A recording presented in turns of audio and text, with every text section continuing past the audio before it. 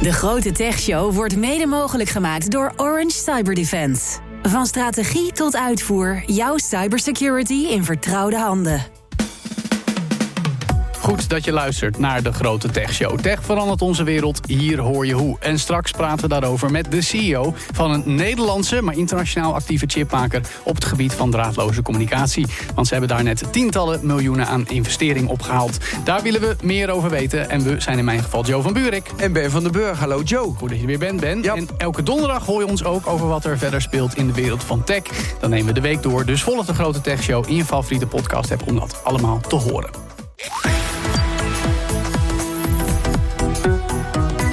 Nu gaan we naar Qualinx. Dat haalde onlangs een investeringsronde van 20 miljoen euro op.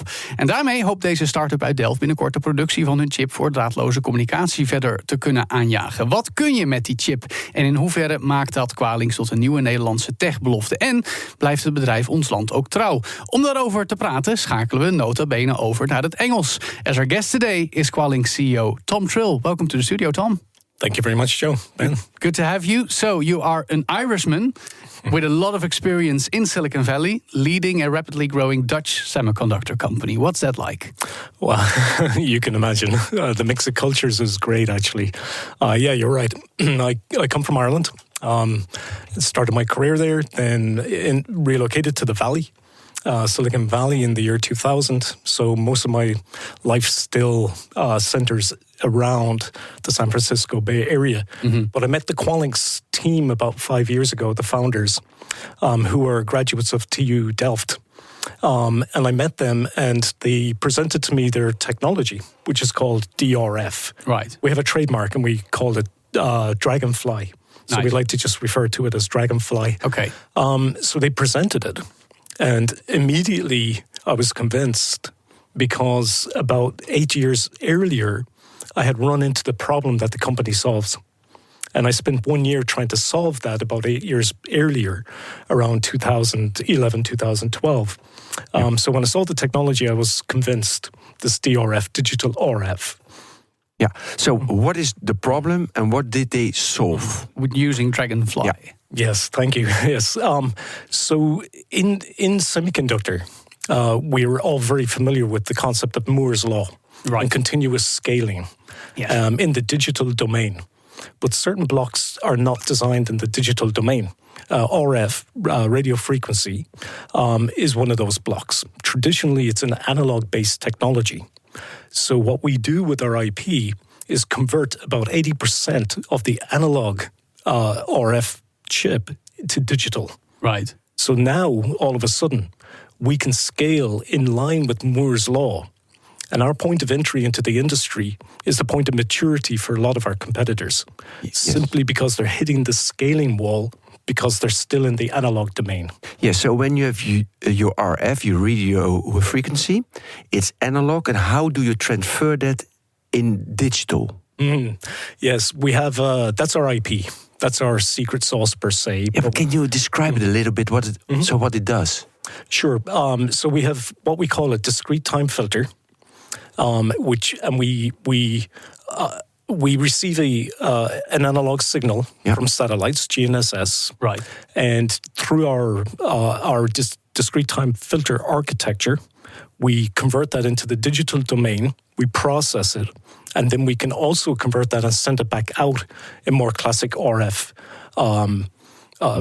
frequencies. Right. So it can be received. Your location data per se can now be received by the installed base. Yeah. So I can imagine this can be applied in all kinds of wearable devices, anything that tracks your location or is related to that. What's the current situation like and how are you disrupting it with Dragonfly then?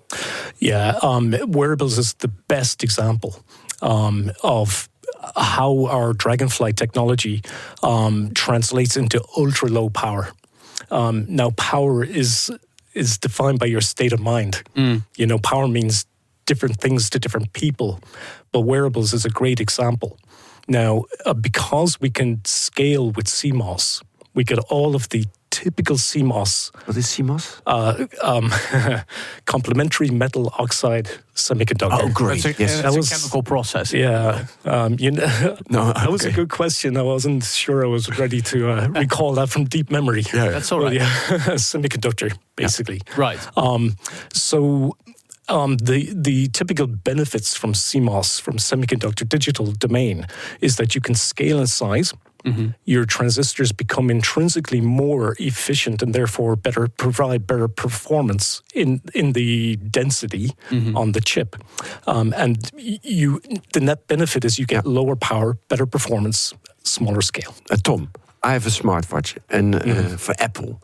Yeah. How does it work now? And do I get a new chip in it? Is that the case? And then it's more better performance, etc. Yeah, exactly.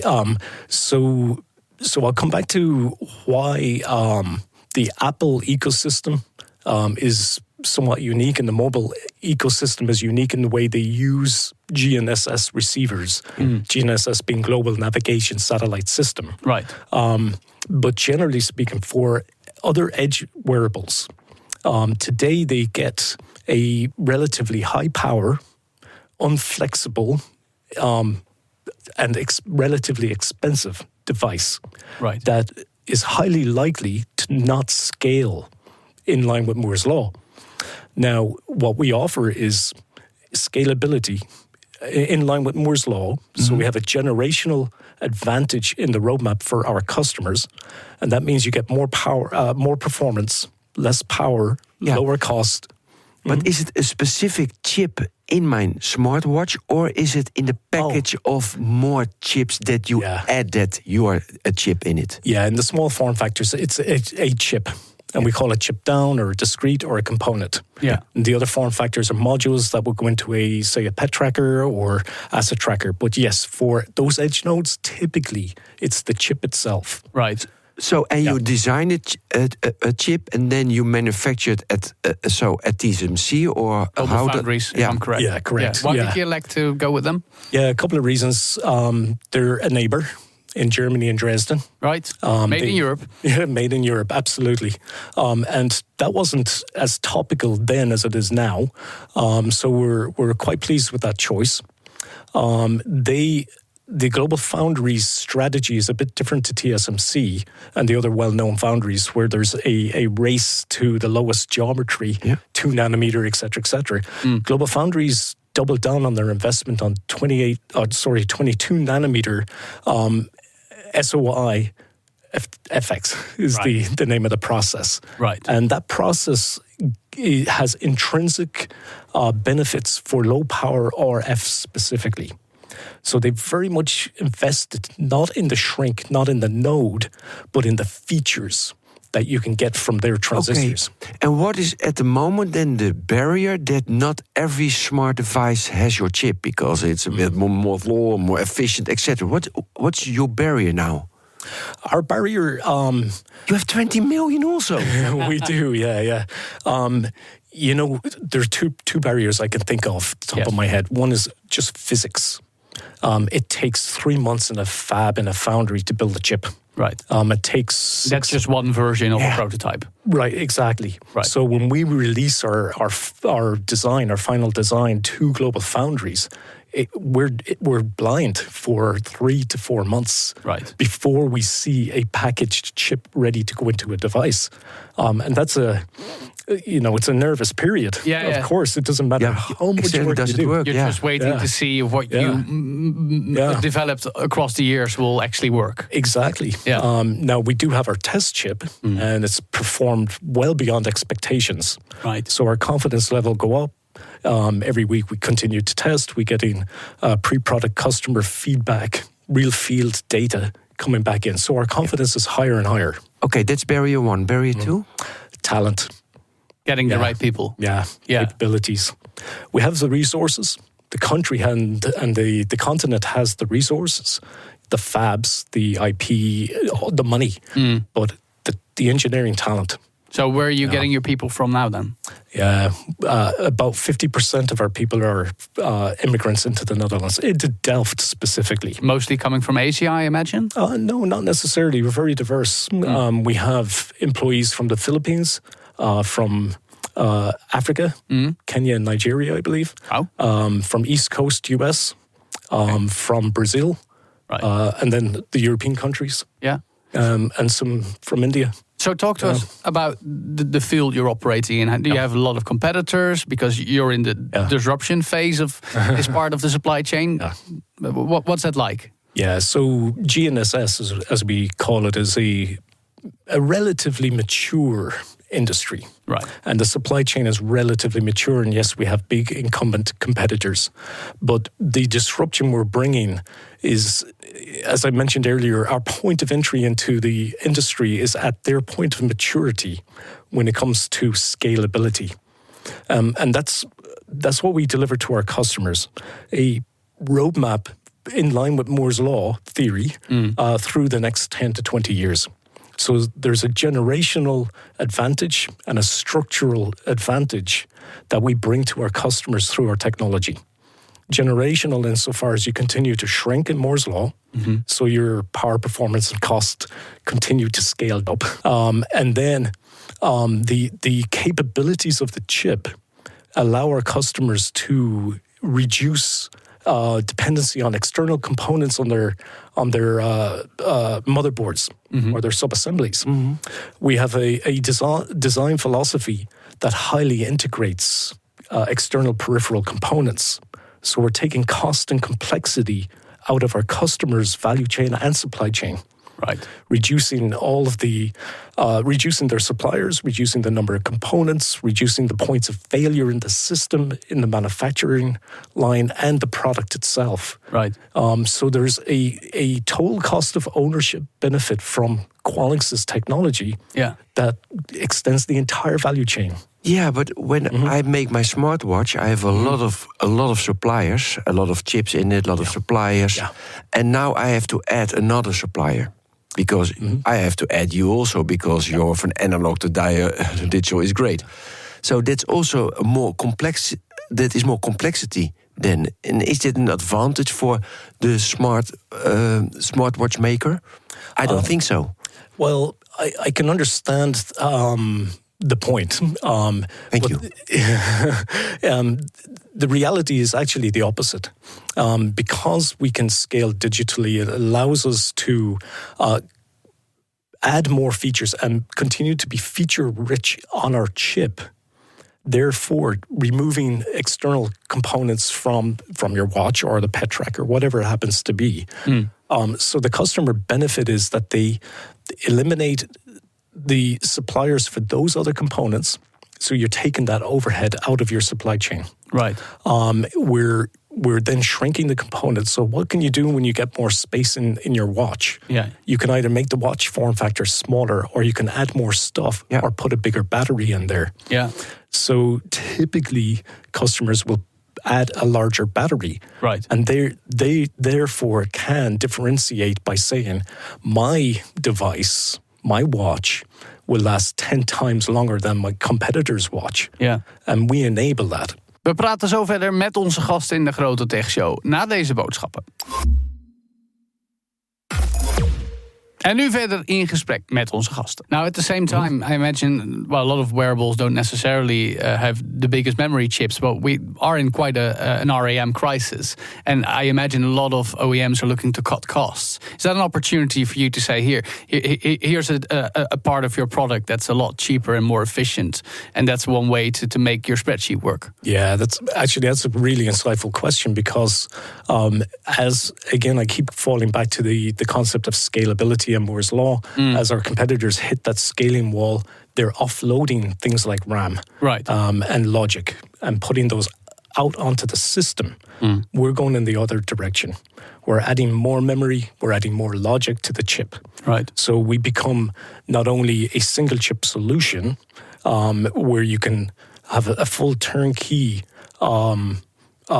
stack, software stack in the device. You're integrating more of the features in the single chip. Exactly. Yeah. And a lot of our customers are asking, are we willing to give access to our processor, our logic? Are we willing to give them some of our memory so they can take those parts out of their own design? Right. Yeah, but I can imagine from between brackets, a little startup from Delft to compete with those guys, the Samsungs so mention them.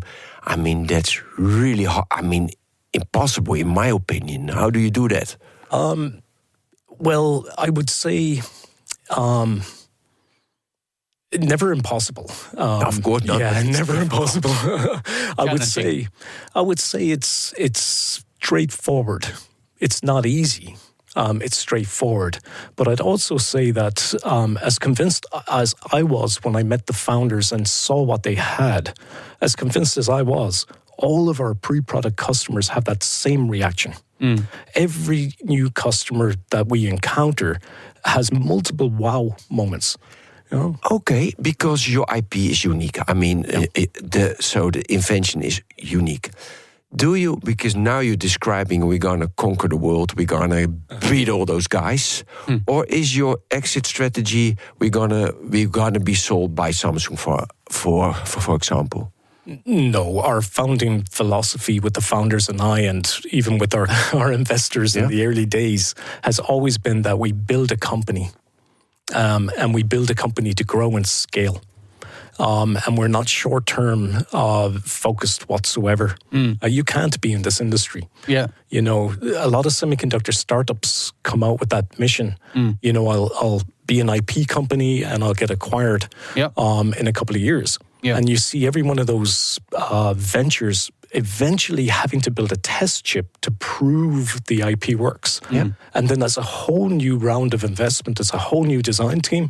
Right. And they shift the entire company. Yeah. And they're only adding years and years to their life and the lifeline of investment that they need. Yeah. So you cannot be short-sighted in this business. Yeah. And you cannot put all of your effort into an exit moment.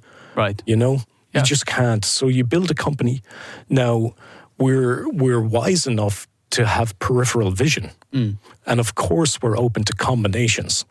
But we're not necessarily designing the company and building the company to sell it. Yeah. And that conviction gets stronger every day as we see how the industry is growing and what's happening geopolitically and but so take us forth. along with your perspective, Tom, because as Ben just mentioned, you recently completed a 20 million euros investment led by InvestNL, Forward One, Chipped in Two. We spoke to them the other day. We know them well. What else do you need? Because I mean that's a lot of money. That's a vote of confidence. It'll help you in many ways. The semicon is not a lot of money. But but what else do you need to keep scaling along the path that you envision? It's always been, and it will always continue to be, about execution. Right. And we've always been very clear about that. The market exists. The vision in the market exists for better and connectivity, lower power, scalable connectivity, interconnectivity at the edge. All of that's there. The money is there, as you see from the confidence that our investors have in us. The infrastructure, the manufacturing supply chain, it's all onshore in Europe. And we're the only company to truly have a full onshore European supply chain for our customers. Right. All those pieces are there. Right. Our IP is there. Yeah. And we continue to innovate internally. Yeah. And it's about execution. But how far can you go using that 20 million? When will you need the next batch to keep building upon that? Well, I will take the next batch tomorrow. Absolutely. I imagine you're already working on the next investment round to keep it up. You do. It's a cliche that you're always raising, you know, but it's not really a cliche because you're always raising, you're always selling. Yeah. And that's great because it's evidence that the company is progressing. Right. So if me or fellow CEOs were not selling, you know, you would wonder why. Yeah. You know? Yeah. So to answer your question more specifically, the use of funds for this cash is to bring us into mass production. Right. So we've got our test chip. It's meeting and beyond expectations in how it's performing right now. So we've tried to accelerate our path to mass production and pull that into the early part of 26 rather than late 26. Right. The next phase of growth, which will require a B round for us, is all about scale, rapid scale, and bringing some of these R&D projects that we have in the pipeline, bringing them into the engineering team, out of R&D and into the engineering team, so that we get our next generation up and running. And that's driven by our philosophy to build a company. Right. And when can we expect to see the first consumer products, I'm assuming, that will feature your chip? Yeah, so in the Q4 timeframe, we'll be in full mass production. Right. So you'll see our chips in the market then. And before that, we do have a number of strategic OEMs that engaged pre-product, and we've been working with for 2 to 3 years. So you already have deals in place where your product will be integrated. Indeed, yeah. But I'm assuming you can't say anything about that at all. I'm afraid I can't.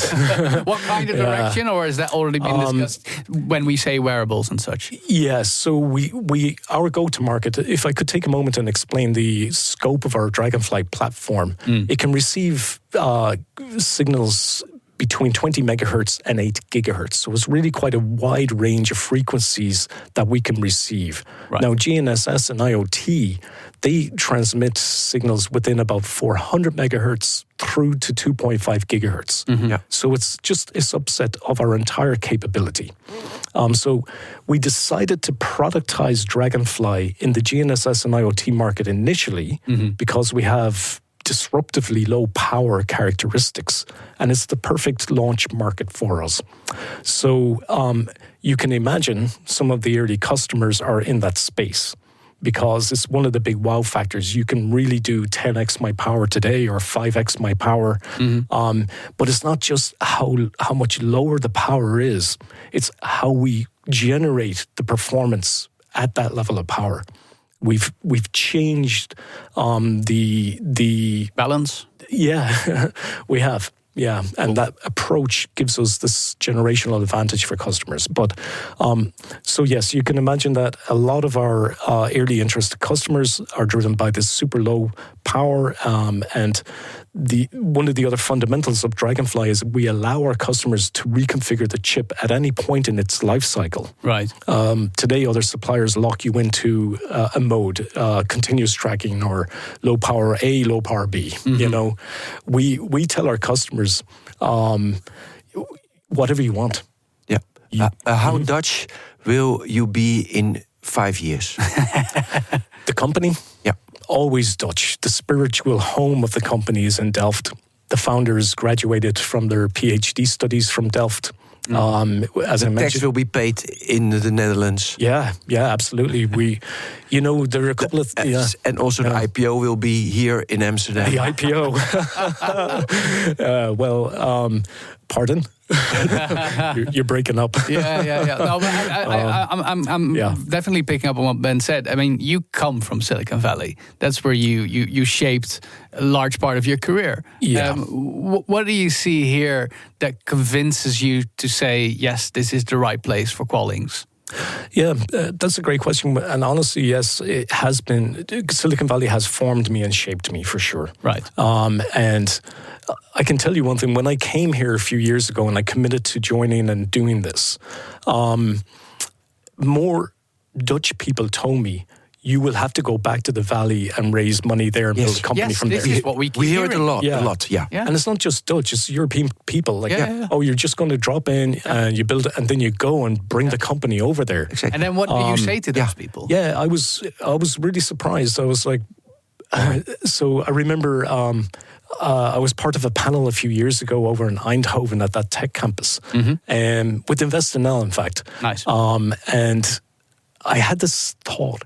Why, when the Dutch soccer team step out onto the field, do their opponents get worried and get fearful? And why do they have that confidence? We're going to win. The very minute they step on there.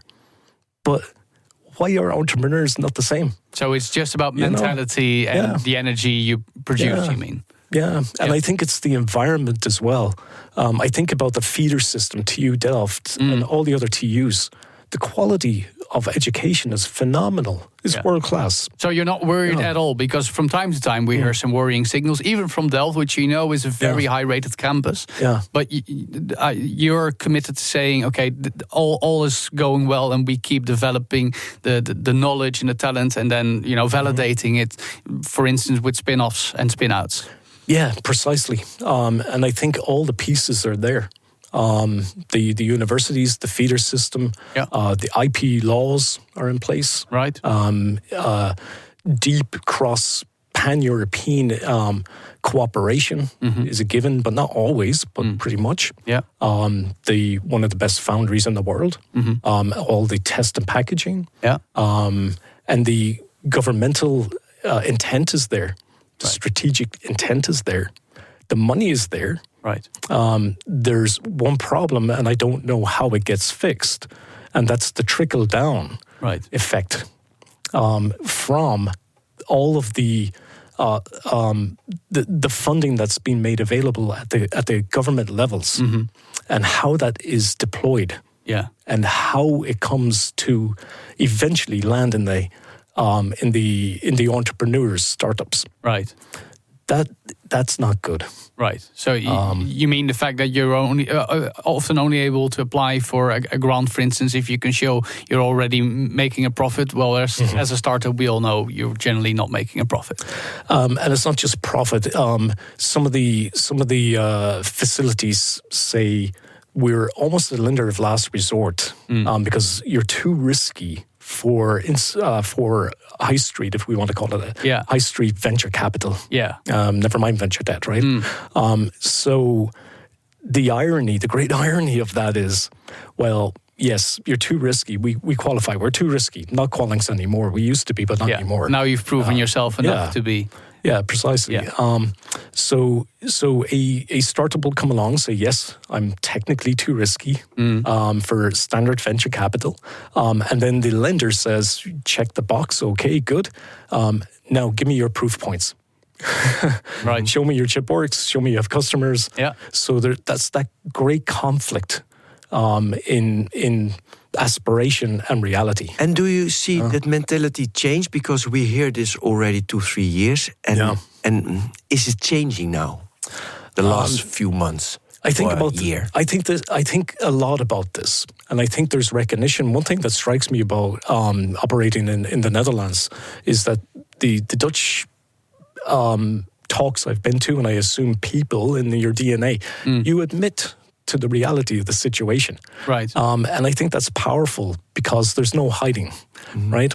So I think there's great recognition for this barrier, I'll call it for now. There's also an acceptance that it has to change. Yeah. But I think it'll take a generation, because a generation of 10, 20 years? Yeah. A generation. So.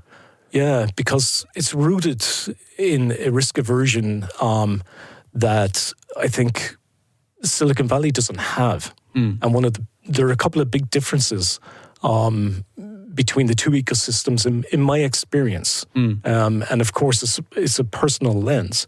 But one is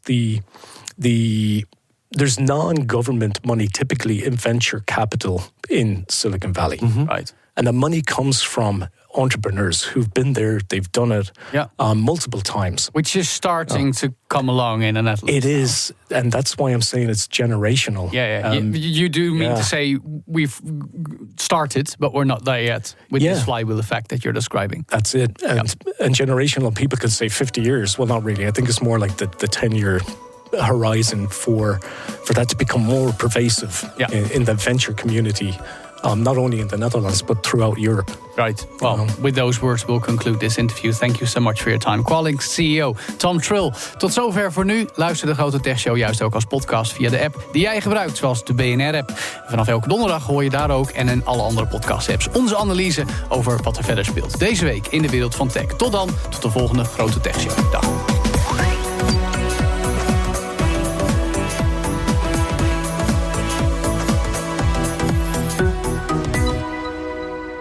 De Grote Tech Show wordt mede mogelijk gemaakt door Orange Cyberdefense. Van strategie tot uitvoer, jouw cybersecurity in vertrouwde handen.